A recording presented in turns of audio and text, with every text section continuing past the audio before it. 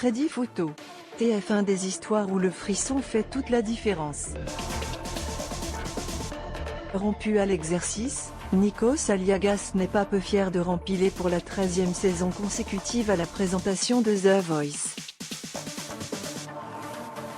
Il y a quelques jours, l'animateur vedette de TF1 a convié les médias au fameux studio du Lundi, aux portes de Paris, pour dévoiler les grandes lignes de la prochaine édition du télécrochet, celui que l'on regarde pour être captivé par une voix.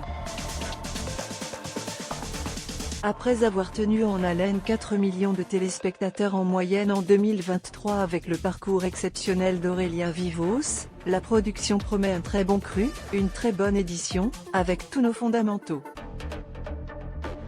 Il n'y a pas de limite d'âge, pas de critère autre que la beauté de la voix.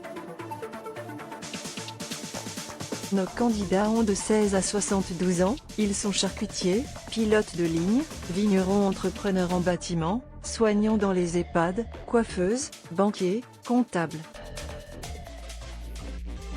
Énumère Mathieu Grelier, directeur des programmes chez ITV Studio France, pour qui la clé du programme, c'est sa dimension familiale.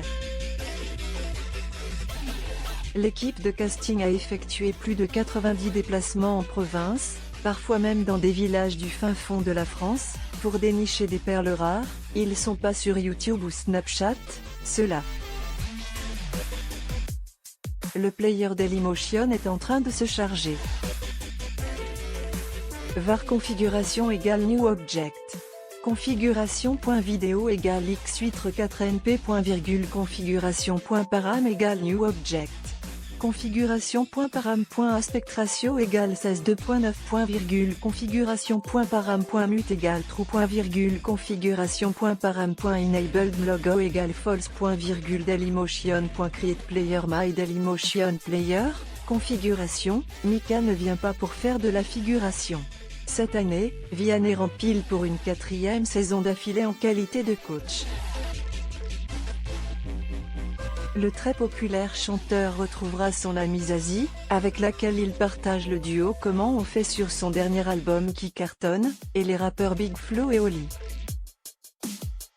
qui espèrent bien ne pas faire chou blanc comme l'an dernier. Ça va, on s'en sort mieux, assure le frère aîné du duo, qui va nouer au fil des épisodes une relation particulièrement drôle avec Mika, qui signe son grand retour après 5 ans d'absence. Il ne vient pas pour faire de la figuration, prévient Nikos Aliagas. Dans les premières images qui ont été divulguées à la presse, la pop-star britannique ne recule effectivement devant aucun coup pour saboter ses adversaires.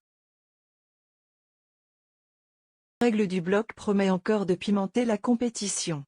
C'est de la télé mais avant tout de la musique, alors que la participation de Jennifer dans un rôle particulier est officialisée, c'est l'arrivée de Camille Lelouch comme coach surprise qui risque bien de semer la zizanie.